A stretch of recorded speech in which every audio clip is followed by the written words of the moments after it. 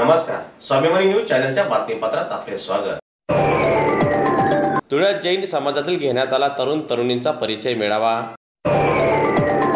अहिंसा व जीव रक्षा संघटनेतर्फे आज रोजी धुळे शहरातील हिरे भवन येथे जैन समाजातील तरुण तरुणींचा परिचय मेळावा आयोजित करण्यात आलेला होता।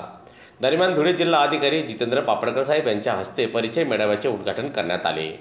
मेळाव्यात 350 तरुण तरुणींनी आपला परिचय करून दिला।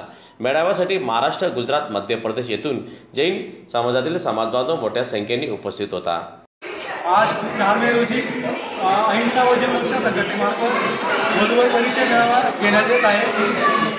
जवळजवळ पूर्ण महाराष्ट्रातून महाराष्ट्र तसेच मध्य प्रदेश सगळ्या राज्यामधून जवळजवळ 250 मुलं तसेच 70 मुली यांचे एंट्री आलेले आहे।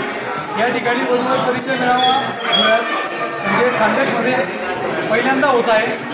या ठिकाणी सर्व जैन समुदायाचा चांगला प्रतिसाद आम्हाला भेटलेला आहे। तरी अहिंसा व जीवरक्षा संघटन हे सामाजिक कार्य करत आहे।